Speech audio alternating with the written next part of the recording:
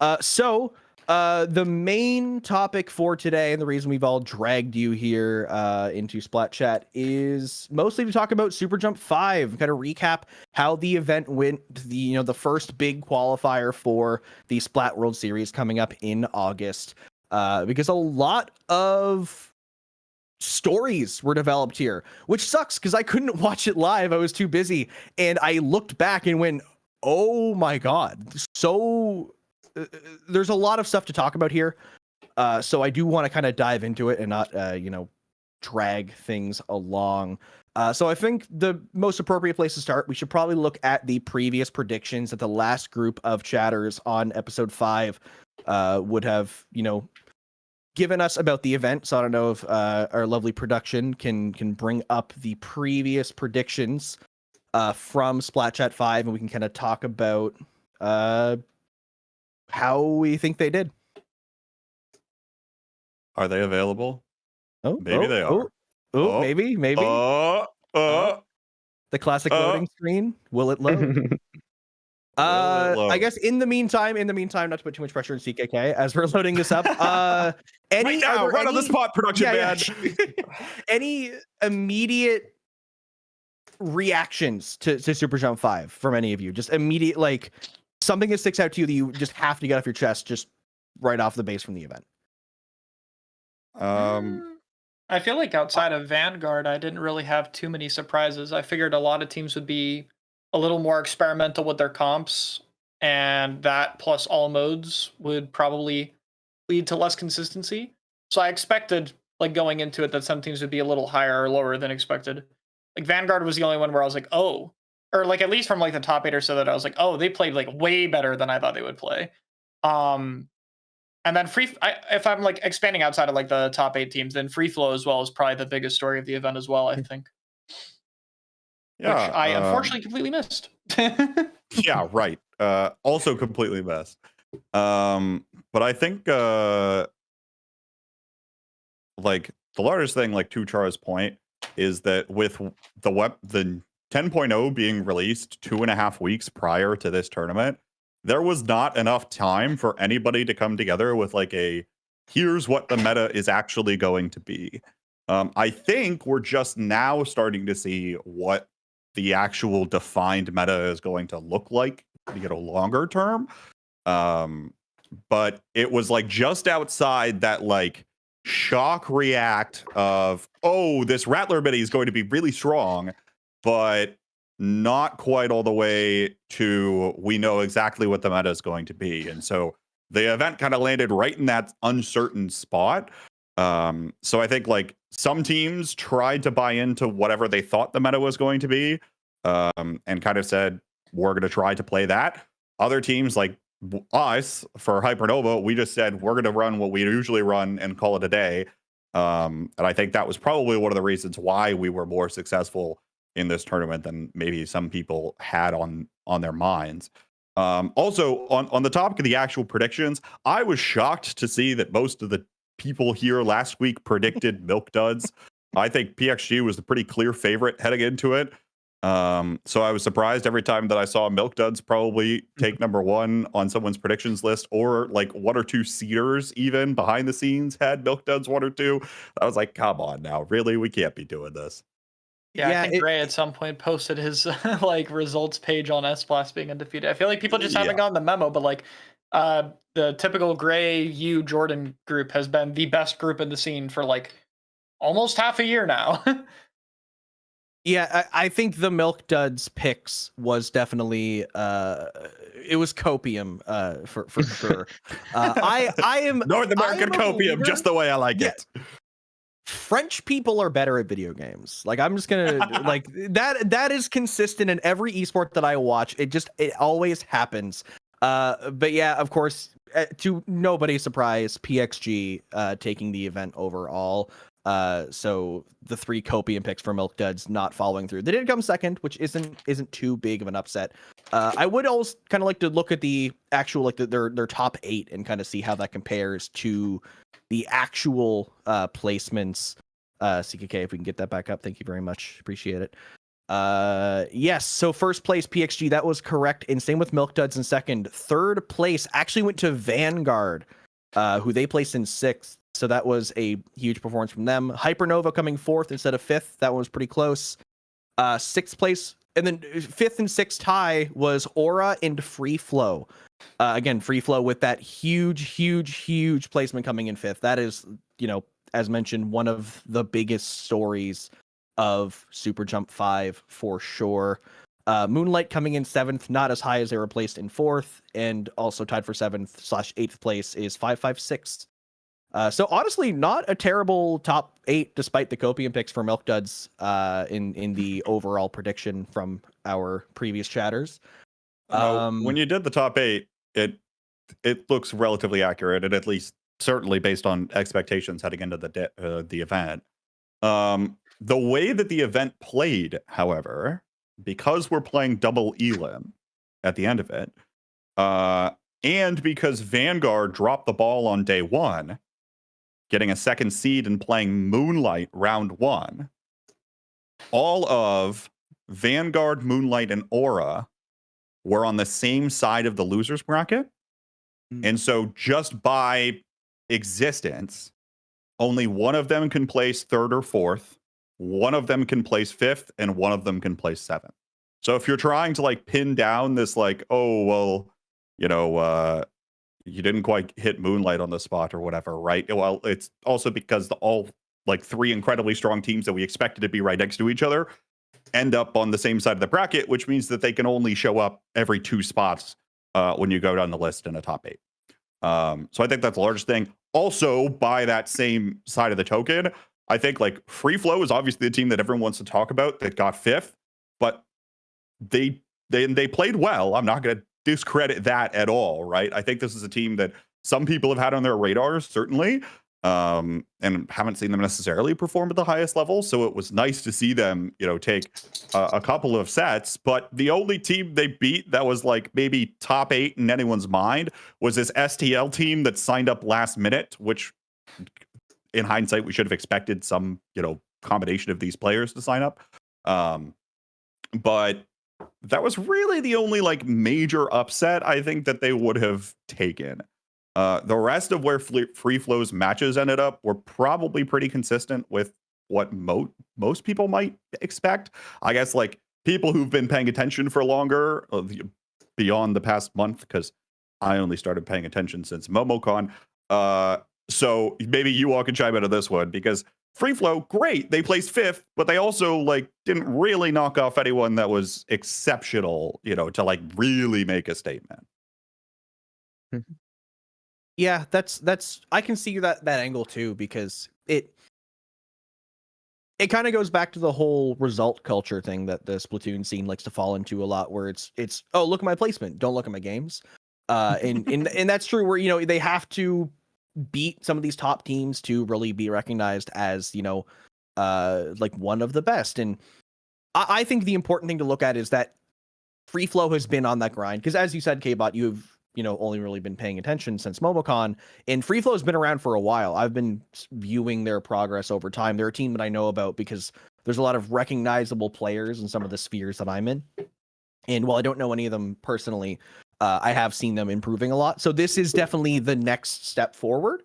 And I'm not going to say Free Flow is amazing now. They're so great. They're so good at the game because of this one result. But this is oh, they have the potential. This is absolutely showings of a bright future for the team for sure. Now, there's so much with SuperJump to talk about. Like I've said, there are a bunch of little hidden details.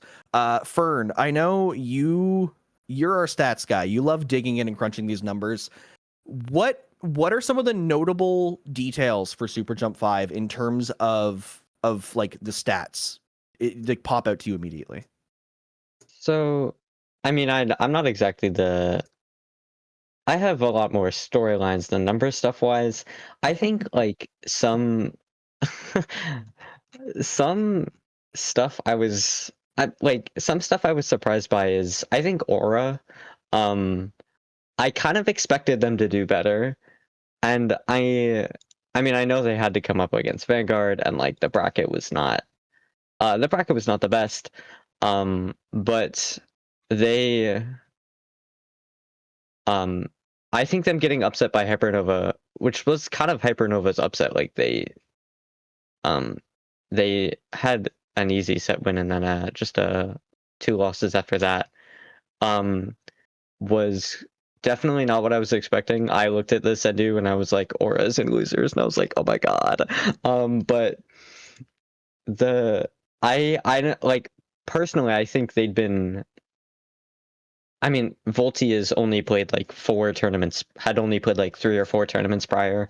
In 2025, I think they were coming back from, like, as a group, they'd only played 3 tournaments total prior to like 2 days before the event. And like Silver in Senekyu finale was losing to everyone on Canon, but it was on Canon. So like, I don't know. I kind of did not expect them, but at the same time, it's a Zenith Yoshio core team with Volti and Silver, and so I kind of expected them to do better. The free flow, the free flow run was very interesting. I think, yeah, like in terms of the upsets, I think STL.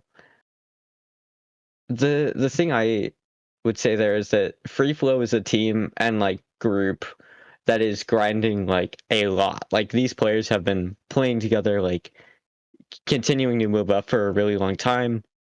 And just on STL, like, I know Thunder's been playing the game a lot recently, but like Wave isn't grinding very much, Fantar isn't grinding very much. I don't know if I've seen Dark play a lot recently.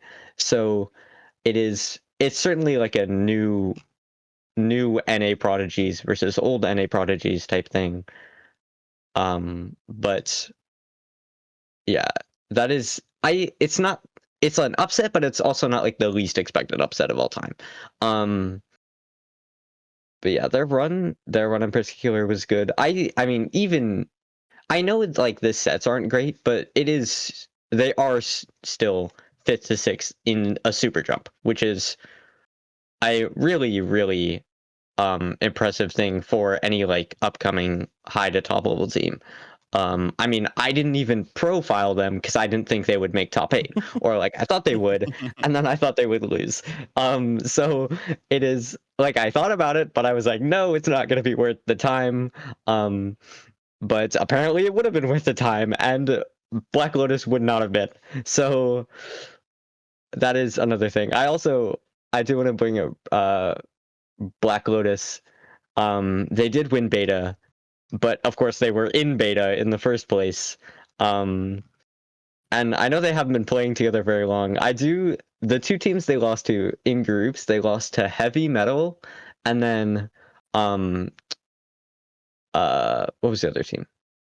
Artifice. And I'm biased Artifice, because I have a friend on Artifice, but I do think it is very fun that like 2 of the like stacked mechanical mid to high level teams in Heavy Metal and Artifice were both able to beat like former almost like best team in the West contender Black Lotus. Like, I thought that was a very cool like arc for them. I mean, obviously it wasn't great for Black Lotus, but Yeah, not as great of an arc for the team that lost that one, I think.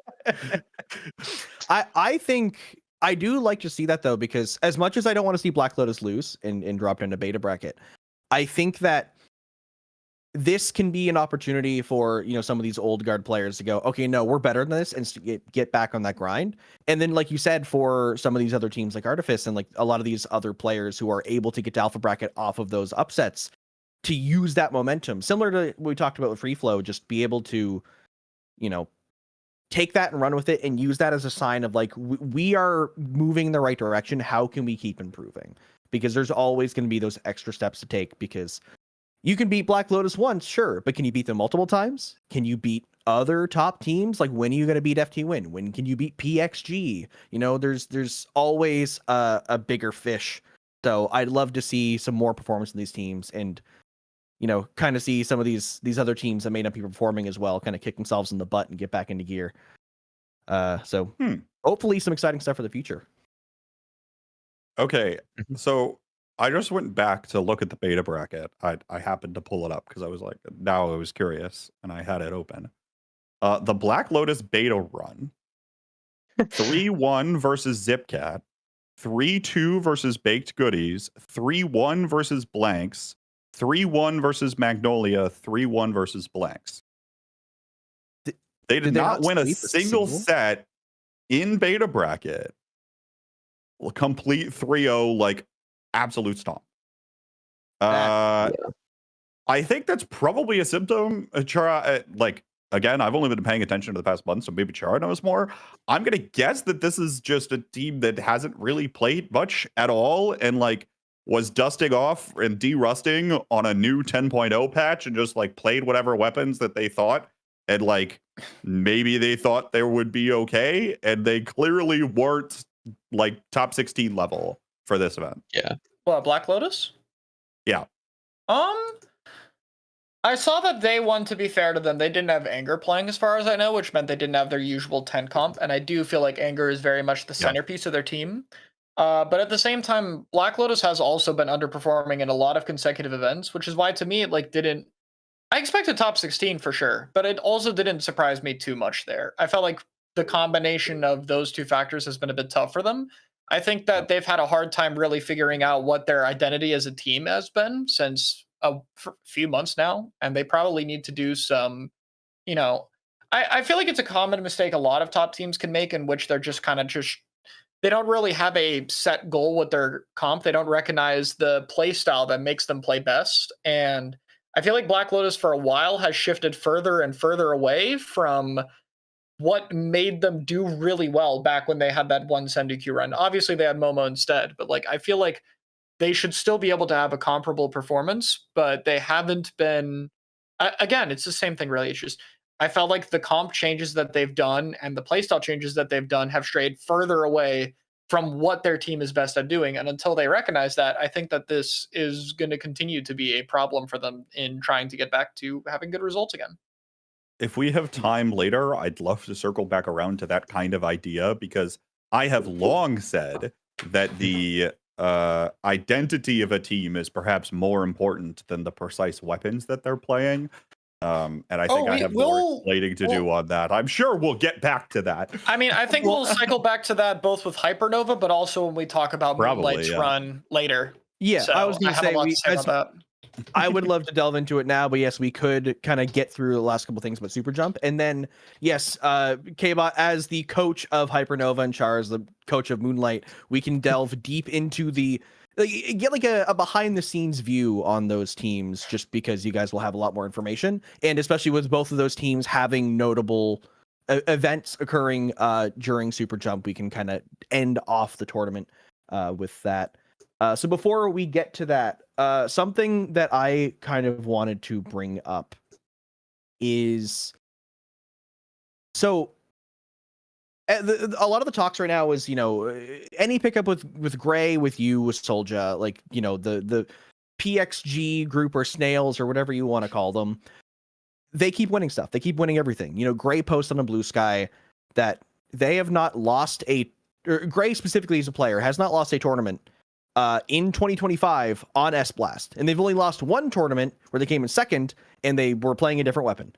And so there's a lot of dominance coming from this squad.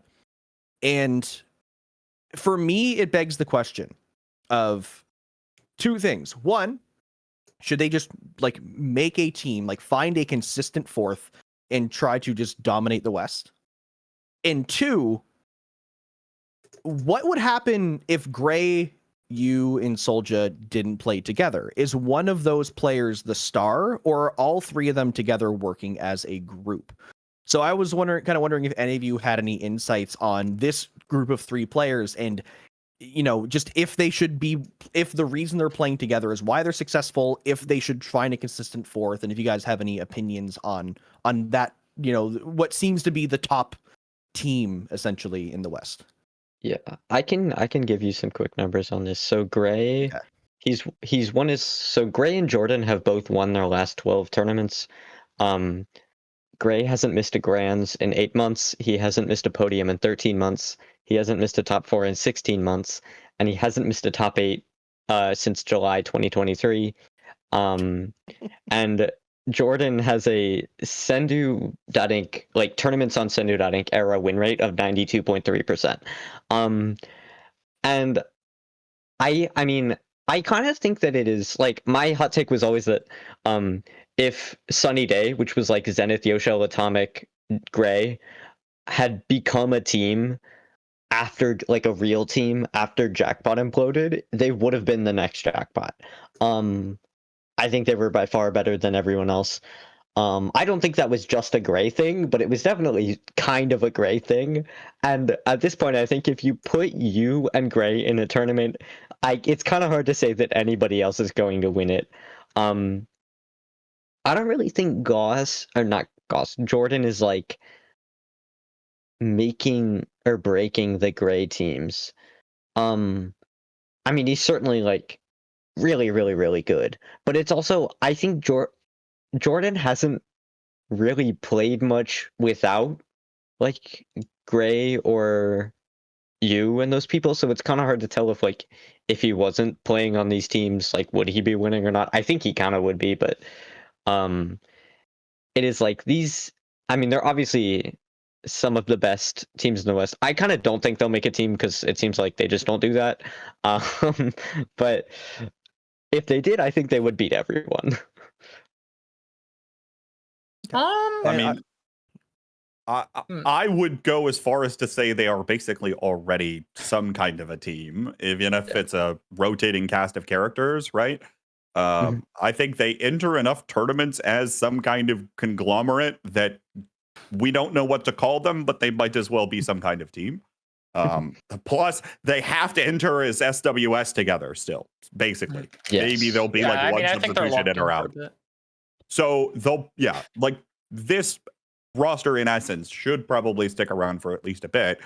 And I think like as a result, it's hard to say like, oh, one particular player is going to do it. I mean, I think when you take someone that has the experience of Gray, who might I remind you has been doing the Splatoon thing as long as I have, just in, obviously at the highest level of the game rather than yapping. He'll have the experience to be able to guide mechanically talented players such as Soldier, such as you. Throw in Noah, right? Throw in Goss, throw in whoever you want to be able to pull together some type of idea that they can play around and understand what the win condition is. And I think like there's probably an ounce of that like leadership and quarterbacking skill that you don't get to observe in the game that might theoretically be the most important thing. But I think when you're looking at the games themselves in terms of the players' abilities, I think any one of those players can easily be an MVP for any given tournament consistently. Goss hasn't played with this roster as much, right? So I don't think he really is the glue that holds the team together by any means. But I think certainly you can make the argument for the rest of the three of them. Yeah.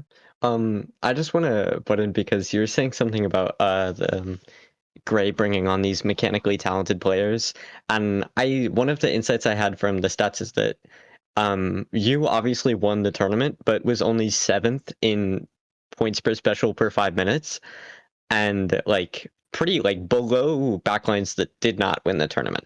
And also Q was relatively low for placing second. And my sort of takeaway as to why that is that you and Q are literally always shooting people and like are probably some of the most mechanical players we have in the scene at the moment. Like I think there was in one of the it was like a ship-shape game in Grands, and you had a 1v1 that probably made me like stand up from my chair. But it is like they are very, very, very skilled players. I think you is probably the best backline in the West right now. So it's that was just my stats insight. Let's see. I have a lot to say about this team. So I'm gonna be okay. I want to start positive because I've want to open this up by saying that this team is very this group. What I said earlier is clearly has been the best in the Western scene for the past almost half a year, right? And I don't know if that's going to slow down anytime soon. But I also don't think that the gap they have over other teams is actually that large. I think how do I say this? I think that one advantage that Gray's teams have had that have been kind of overlooked in my eyes, and I know I'm more picky about weapon compositions than most people and what's optimal and what's not, but with that mindset that I have, I feel like they have been significantly ahead of the curve of all of the other teams for quite some time now, and I think if anything, 10.0 only widened the gap. We've been seeing other teams constantly fumble around or not experiment with the new stuff, whereas PXG was the only team to immediately implement the good new things and implement them properly into a comp that made sense. Running the new Splattershot Pro, or sometimes the new dualies with 2 fighting weapons, has seemed to be the main trend, and that's what they used. The other teams used Splattershot Pro not as the main support, or they paired it with other supports, and it showed because they got ran over very frequently by the lack of fighting power. This was most commonly seen when Milk Duds tried to fight them in Grands. And to give some credit to Milk Duds, right? I think they did all right, and their lineup is obviously not the full Milky Way or full FT win, so there was some compromises that had to happen to allow it to work. But I think that's also the thing when I look at Milky Way. Personally, I think the biggest problem with Milky Way has been their comps. I haven't really seen anything that really builds around the dually sculpture as well as I know that they could have done. I haven't really seen, I've seen a lot of double support overlap. I think that their comps tend to have a few too many weaknesses in them for the level they're playing at. I say that's my main criticism of the team, but it also means if they figure out something in which I think, as a little hint, I think the new Splattershot Pro for Ice would solve a lot of those problems right away. I think if they're able to figure that out, they'd improve a lot. FT Win, similar deal. We're not there yet, right? But they just played Freedom Dive today, and they had their roles swapped around a lot. We had Biscuit on frontline, Bursty doing edit, and they were also trying something new, and they also lost early.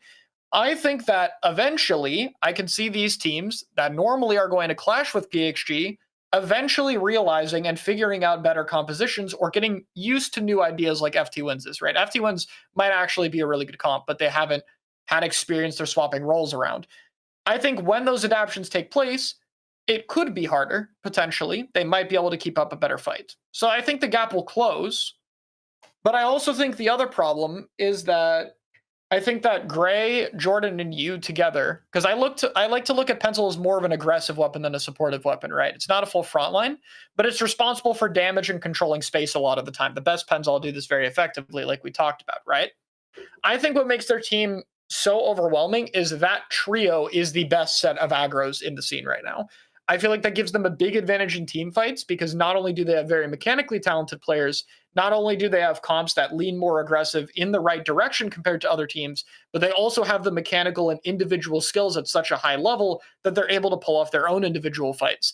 That together is very difficult. That means even if other teams figure out their comps or practice their comps more and get more optimized to the level that I believe PXG is at with their compositions, it's still going to be a tricky fight. But that said, I think that there is clear room where the gap can definitely close before the next big event happens. And we just have to see what teams are able to figure out. Because again, 30 new weapons, and we've been stuck playing all modes. And so people haven't figured stuff out. Now SuperJump's done. Now we're playing zones only. Now we have some time with the update. Teams are going to start to get a lot better at it very fast. All right, sorry for the ramble. To go back to something you said about 2 minutes ago, Jared needs to get off these bloody VDS, this bloody VDS weapon. I will say it. Every time I watch him play this weapon, it kind of does a good job of poking and harassing, and then doesn't actually do anything, and then he just dies. I'm gonna challenge you on that.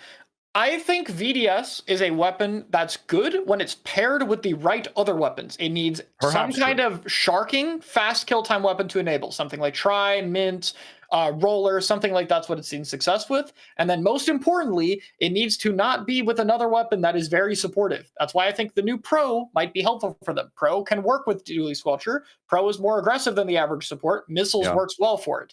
But I don't think something like Squelcher Splash is as good anymore. Maybe pre 10.0 you could get away with it, but now with the crab nerfs, with the new options, I think it ends up that you don't have enough damage to quickly clean fights. It probably depends on who the Splash is, because if the Splash is a previous anchor player, right, like Icer.Q, yeah, right, that Splash is going to be more supportive in nature. The Splash could fight if it wanted to. I don't think a Splash will ever fight as well as something like a Pro. I don't think it will ever have that capabilities. It doesn't work with the weapon as well. It can't challenge at mid range. It like isn't an issue of individual skill. It's just what the weapon does is not what Dually Squelcher needs. And Dually Squelcher is a picky weapon. Right. It's not even, I think that like it's a good weapon at fighting. I'm saying that if you wanted to make it fight, you could. So I guess that's just my 2 cents there, and maybe we'll agree to disagree. But I would agree that I think the Frozen Pro would probably be better, because then you're setting up crossfires from a longer range, and then maybe you actually have the damage to get something done. But yeah, the VDS, every time I watch it, doesn't cut it for me. I'll say it. I'd like to see, personally, I think like Bubble Dually could be more interesting for them as well. But a lot of it depends on when Bran is back, what weapon is Bran playing? Because I feel like that's kind of the missing picture here, where that's going to like influence a lot what the other players need to pick. And right now, I don't know what Bran is going to play. Bran is swapped around between a lot of the different aggros. So I could see him being a mid player. I could see him being a bucket. I could see him being an S-Blast. But I don't know yet. That's up to them to figure out. And then we have to go from there, I think. And I think something big there too is, as you said, they have to figure it out. I personally think that I don't even care that it's the VDS specifically. I just like seeing more variety in the Western scene. Of course, the Eastern scene, you know, has a lot more interesting comps and a lot of solutions people are coming up with. Whereas the Western scene, we do kind of get stuck into these trends where we find out what works and everyone kind of dogpiles it. So at least and then we find out that it doesn't work. Exactly. So if we keep picking what's good and what's meta and finding out that it doesn't work, cough cough the new mini, then you know I applaud pushing weapons that may not be as accepted in the West, because there could be something there. Now, obviously, right now, is it fully working to its full potential? It seems like the consensus is no, because we have to find, or not we, they have to find, you know, the correct options that will fit with their comps and their play styles to make it work and to enable the VDS to actually do what it wants to do. But there is solutions out there to make it strong, and I hope that they think about it critically. They don't just play, you know, VDS for the sake of playing VDS. They actually, you know, they find what works for them as a comp, and then they actually apply it and push forward. Because, you know, as you said earlier, the gap between, you know, teams like Milky Way versus PXG, that gap could be closed if things are figured out and they're able to catch up. But being able to meet the mechanical skill, the game knowledge, and all the things that PXG have under their belt with all that experience can be kind of tough. I also want to clarify. Sorry. I got a real quick joke. Hammy said we because he Freudian slipped there. Just wait till he pulls out his secret weapon for SuperJump 6. Then all of you will be doomed. I also just want to say the fact that all of these teams are experimenting more and like potentially performing worse with it is also totally fine, by the way. I'm not even saying that's necessarily a bad thing. They put 30 new weapons in the game. You got to figure it out. PXG had no reason to use the new stuff. That's why only their support player had to swap. If you play Blaster, the best Blaster is still S-Blast. If you play Bucket, the best Bucket is still Bucket. And if you play Pen, the best Cooler and the best Anchor is still Pen. There was no need for anyone on PXG other than support, in which Goss, you know, having a bit of a weapon crisis, totally open to find something new and invest into it. And it's very easy to transfer from 52 to Splattershot Pro. They're not that different. It's like they didn't do as much experimentation and got ahead of the curve because it made sense for them. For the other teams, their comps are a lot more complicated to solve. There's a lot more things they have to figure out. And so, well, more experimentation, more room for error. But long term, hopefully the answers will help them more. Hopefully. Yeah. Goss was also supposed to quit the game about a month ago, might I remind you. So, he was supposed to quit the game like every few months or so. That's been like a thing for a bit. You can never truly leave Splatoon. Kbot, you're the perfect example of this. Why are you here right now? I just said that I was retired from hosting events. I never said that I was retired from Splatoon. There's the distinction. Okay. I still haven't TO'd since Low Tide City 2022. Okay, that's fair. But yeah, it is. I do like that people want to stay here, though. I'm glad that, like, as much as it's funny that people say that they're going to leave and then they don't, but it's nice that the game isn't driving people away. We are still keeping people here consistently. Now we just have to actually bring in new people and get them to stay. That's the important part. Yeah. So any other notes about, I guess, just in general with the, the new weapons and how people are playing it in general before we kind of delve into some of the specifics? Kbot and Char, I know you want to talk about the teams that you coach, so if there's no other general notes, we can kind of delve into Moonlight and Hypernova specifically and kind of their runs. Here's the idea that I have, and I'd like to get Char's take on this too. Let's go back to the Rattler biddy. It's been the butt of a couple jokes so far, but let's go ahead and actually talk about it. Because after SuperJump, obviously Gray made that thread on Blue Sky that was like, well, it's still a mini Splat League, so you have to have a mini Splat League player that can play the weapon proficiently.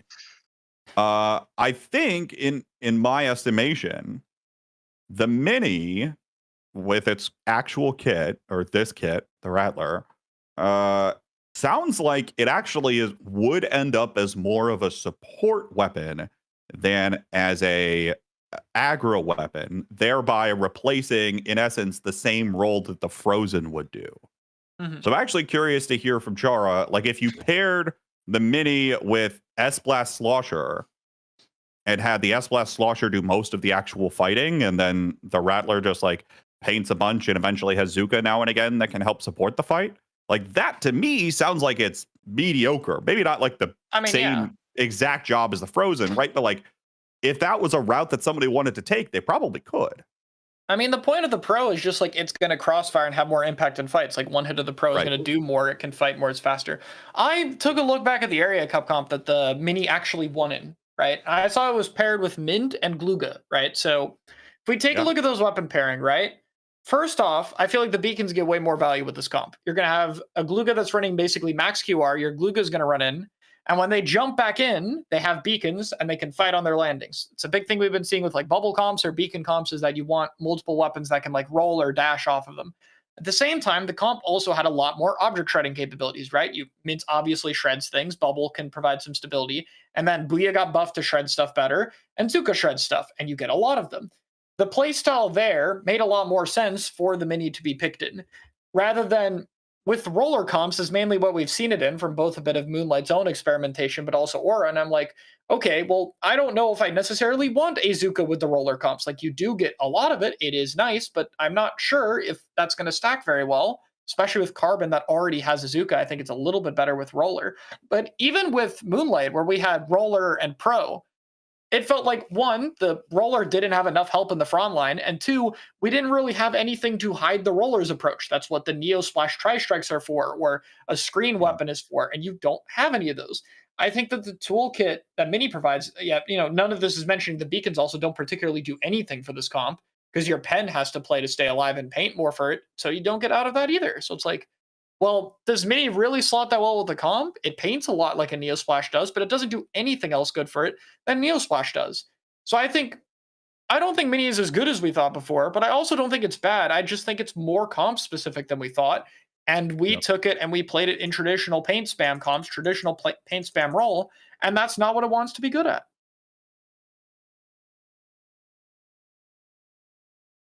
Yeah, I definitely see that. And that's kind of a lot of the story of just 10.0 is people are bandwagoning on these weapons saying, okay, this is the new required weapon. But it's, I do kind of want to take a quick peek. I know Broadcast Beat put out like a stats page of the weapon statistics for the event. And I do kind of want to quickly look at the performance of all the weapons, because I was looking at it before the show, and it is kind of interesting to see, again, like the Pro being the second most picked weapon and the new Mini Splatling Rattler being the 7th most picked weapon. So honestly, not as much as I expected to see it, given all of the hype that people really like, lending into it. But yeah, it's the Mini Splatling being picked only 28 times. across the entire event, versus the more traditional weapons like sniper are being picked 133. So it seems like not everyone seemed to be fully on the bandwagon, but yeah, I do agree where the Splatling doesn't fully have that like one size fits all approach that we were really expecting. I agree. Uh, That's all I have. yeah.